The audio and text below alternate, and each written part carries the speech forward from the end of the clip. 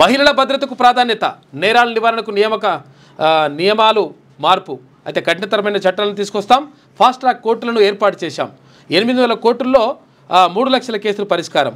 British కాలం నల్ల చట్టాలను తొలగించాం. ప్రధాని నరేంద్ర మోడీ అంటున్నారు. స్థానిక సంస్థల ఎన్నికలు ఇప్పట్లో లేనట్టే, ఇప్పుడు పెడితే గుడ్లెలా పెట్టినట్టే.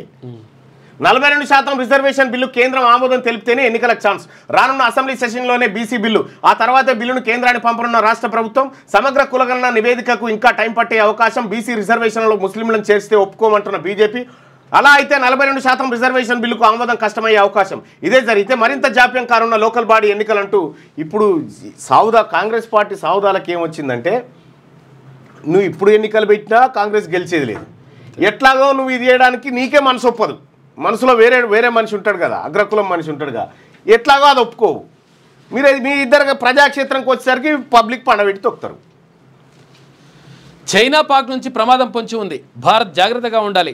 Army chief Upendra Dwivedi. అందరం ఏకం కావాలి. తెలంగాణ ఎంపీలతో బట్టి సమావేశం. కేంద్రం నుంచి రావాల్సిన నిధులపై చర్చ.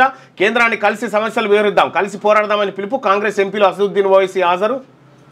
తర్వాత బీజేపీ బీఆర్ఎస్ ఎంపీలు గైర్హాజరయ్యారు. దానికి మహిళలు కోటీశ్వర్లు కావడమే ప్రభుత్వ లక్ష్యం. ఆడబిడ్డల ఆత్మగౌరవాన్ని చాటుతున్నారు. లేటెస్ట్ న్యూస్ తెలుగు మరియు ఇంగ్లీష్ అప్డేట్స్ కోసం ఇప్పుడే క్యూన్యూస్ అఫీషియల్ యాప్ ని ప్లే స్టోర్ నుండి డౌన్లోడ్ చేసుకోండి. సరికొత్త సమాచారాల కోసం క్యూన్యూస్ వెబ్సైట్ ని ఫాలో అవ్వండి. ఛానల్లో ప్రాంతీయ, జాతీయ, అంతర్జాతీయ వార్తలు వీక్షించండి.